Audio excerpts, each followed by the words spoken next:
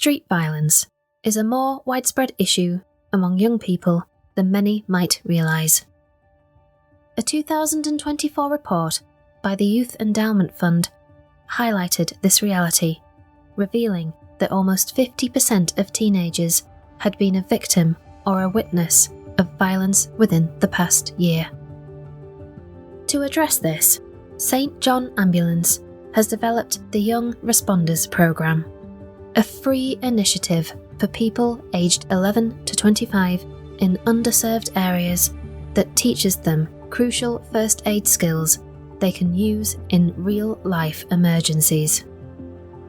Through funding from the Humber Violence Prevention Partnership and the Office of the Police and Crime Commissioner for Humberside, the Young Responders Programme has been rolled out in the Humber region. It will identify those most vulnerable and deliver training that is practical, scenario-based, and grounded in the kinds of situations young people might actually encounter. As project manager, Pauline Bartley explains, the aim is to equip young people not just with the skills, but also the confidence to step up in moments of crisis, empowering them to protect themselves, support their peers, and even save lives. My name's Victoria, and I spoke with Pauline, who explained the motivation behind the initiative, the harmful scenarios young people may face, and the training offered to help them respond to violence when it matters most. Hi Pauline, thank you so much for joining me today. It's a real pleasure to talk with you about the incredible work you're leading through the Young Responders Programme. To start, could you share what inspired the launch of the programme and what difference you hope it will make in the lives of young people? It was a meeting, it would have been about a year ago, where there was an event happening in Hull, and there was representatives there from, obviously, St John Ambulance, and they ended up having a conversation with somebody who was linked with the council at the time. And just through conversations with various people, we were obviously included in a meeting with the PCC of Humberside, and there was various people around the table, linked with, the police and the council and various different organisations. And it was the PCC who felt we had a really valid service to offer the young people. And they were the ones who kind of drove it forward. And then it's ended up where we have partial funding off them and partial funding from the VPP. And the whole point of it is to try and give young people education. It's to obviously give them life-saving skills and to hopefully get them to think twice about some of the actions that they take. But like I say, it's predominantly to try and have a network of young people out there who have got these life-saving skills, because unfortunately there is a bit of an epidemic of violent attacks and knife crime happening, and we want to try and equip them. Could you share a little bit more about the personal qualities or life skills you hope the programme will help young people develop beyond first aid? I mean, we really want them to think twice about taking a knife out. When we run our workshops, we run it through a narrative and we tell a story, and it's very realistic to young people so they can identify with it. We cover a spiking situation because that, again, is something that's quite relevant. And sometimes, unfortunately, young people might think it's a bit of fun to spike something. That could be spiking a vape. It's quite a big thing in schools, vaping and spiking of vapes. So we want them to identify what's right and wrong so that hopefully they can make better decisions for themselves, and maybe somebody stop what they've done in the past and think differently, but also to be able to, like I say, identify when situations are happening. Through the story, we talk a lot about peer pressure. And peer pressure accounts for quite a lot of situations that young people find themselves in. And we want them to start to think, it's not right to video an argument that's happening between two people, because that can escalate the situation. So it's about those right and wrong decisions. We also want them to really start to think about mental health and their mental health and mental health of others. So if they were the ones who maybe was, video on an argument happening, or, maybe the person who's in the argument, how's that going to affect other people's mental health? And also, like I say, how can it affect theirs?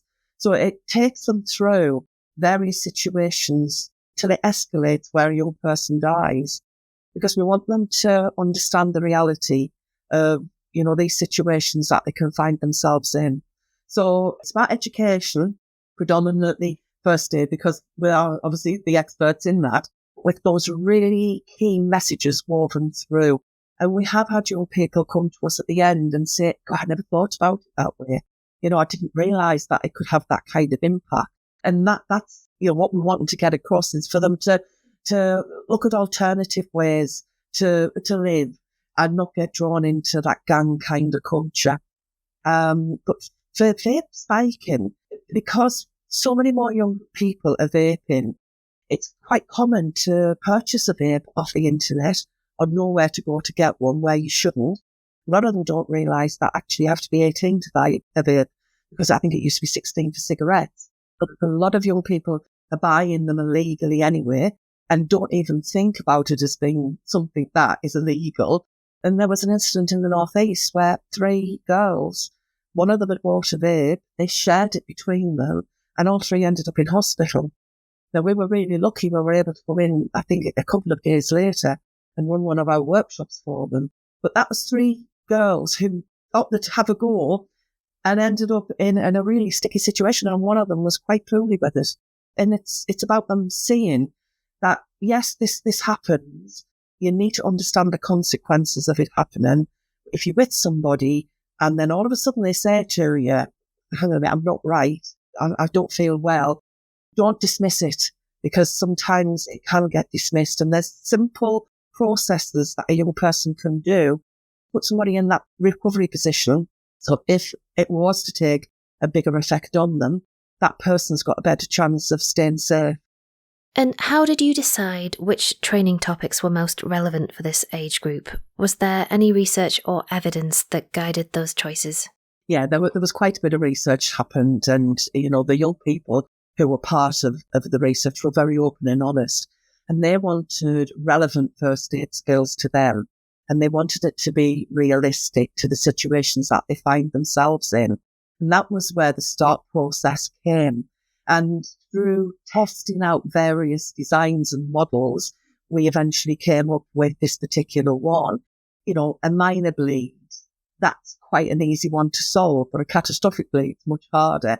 So through working with, various groups, schools and youth organisations, we had about a period of about 6 months where we were, like I say, testing out 3 different kinds of first aid workshops.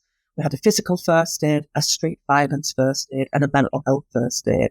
And what we found was that we're all going for the physical first aid and not the other 2. And I think, I think the street violence was maybe a word that could put maybe some schools off from going.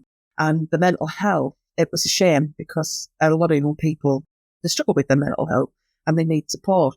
So we took the best of the 3 workshops, and the things that we found we were getting the conversations with the young people from, the ones that really interested them. And that was the spiking situation linked with the recovery position. That was the argument that ends up with a catastrophic bleed, and obviously CPR, because that's an essential life skill. We weave these reflective conversations throughout the workshops that's linked with, mental health and recognition of actions. So we do that right through the whole of the period that we're with them. So instead of having it as like a bolt-on at the end, it kind of happens naturally, and you'd be surprised how open the young people can be. And at the minute, that's the model that we're using. It's working really well. And we have a lot of schools that we're going back to repeatedly. And I know, obviously, in the Home and Humberside area, we've got a lot of bookings coming up in, the colleges, because they can see the pathway that some of their young people are taking, and obviously want them to have that extra bit of education to try and make them like I say, those better choices. Can you talk me through how the scenario-based exercises work and how they help prepare young people for real-life emergencies? We try where we can to have the young people play the characters, and then they get an opportunity to be that person. So somebody is the victim, somebody's the perpetrator, somebody's the drug dealer, or, what have you. And I think because it's a role play, we do it for them if they're, a little bit shy and don't want to get up. They immerse themselves in it. And when somebody immerses themselves in something, you really remember what the key points are, because you can reflect over the kind of the fun you've had, fun with a point. And that's how the skills are sticking. If we were to have them sat down and we were to go through a PowerPoint presentation, how many of them would switch on off at a particular point? And we've gone back to, some places 2 years ago, and there's young people who maybe ended up on the workshop again. They know it, they remember it, they know exactly what they need to do. So what does success look like for the programme, and what feedback from participants or partners has been the most meaningful so far? Well, success to us is the confidence levels of the young people. That's one of the key things. Before we start the workshop, we give them a statement, and it's linked with, if you were to leave here and you were to come across somebody, who'd been violently attacked, how many of you would feel confident about supporting that person? And we literally, they say whether they would or they won't. And at the start of our workshops, confidence levels are around about 10%. At the end of our workshops, the confidence levels are over 90%. And I think that's a massive measure, because they know what they could do. And even if a young person just has the confidence to dial 999 and not run away, then they've done something. But a lot of them, like I say, have said, I'll think differently in the future and now know how to support somebody through skills. If somebody was bleeding, I know what to do. We ask for feedback. We get feedback from the young people, and we get feedback from the people who book the sessions as well. And it's interesting to hear, how it differs between the age range. But there was one that really got to me. Two, actually. There was a young person who was on a custodial sentence, and they weren't going to be allowed to be part of the workshop because of their destructive behaviour. And at last minute, they decided that they would allow this young man to come on. And he really participated, and he really got into, what was happening. And at the end, he turned to the facilitator and said, if I'd had this training 6 months ago, I might not be here now. Now that's very powerful, isn't it? And another young man who really opened up through, it was a recorded interview. He'd ran away when his friend was stabbed because he was in fight and flight mode and he didn't know what to do. And through being on the workshop, he said he felt he won't have confidence to stay, and support his friend and get the help that his friend needed. His friend died. And that young man carries that guilt. The situation he is in, he would like to get out of, and is struggling to do that. But this gave him a glimmer of hope to be able to do that. We have actually started to do family workshops, so that the parents are also having an opportunity to get the skills.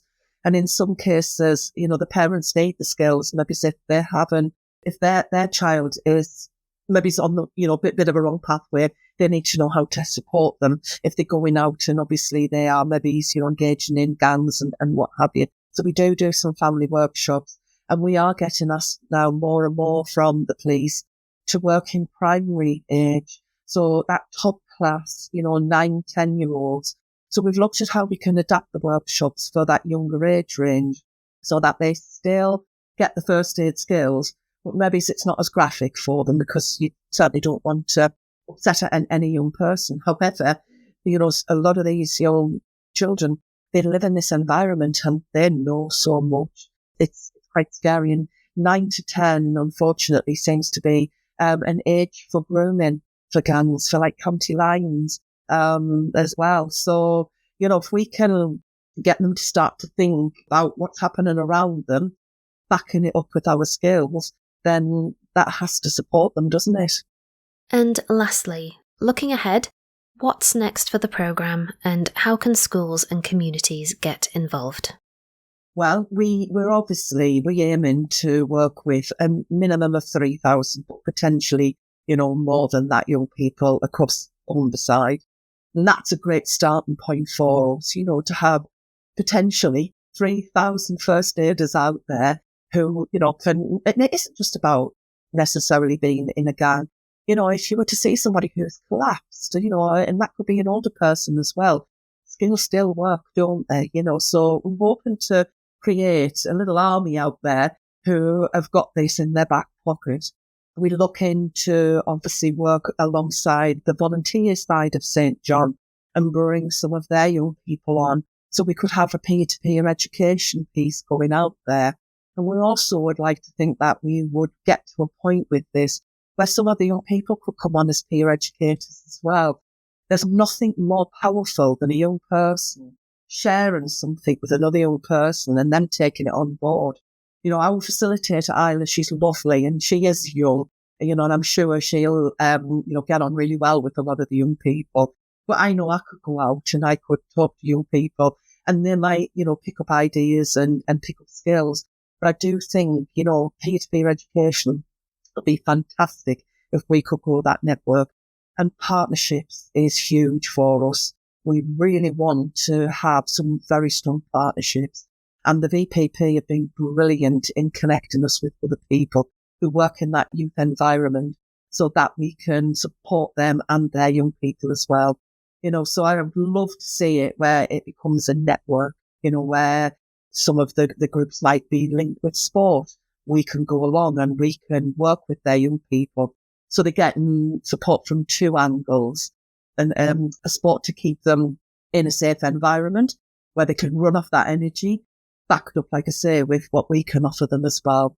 And hopefully if things are successful, future funding, because if there's a need out there, more facilitators, and then they can support obviously more young people. We're over 60,000 young people trained so far since the service started back in March 23. We're over 22,000 so far this year across the regions that we work in. Fingers crossed, with the new service in Humberside, we're going to reach 30,000 young people this year. And that would be massive for us to be able to do that. And I know they're not all in Humberside, but this has got legs and this could really benefit many more regions, if we're able to show that funding is supporting young people to be safer.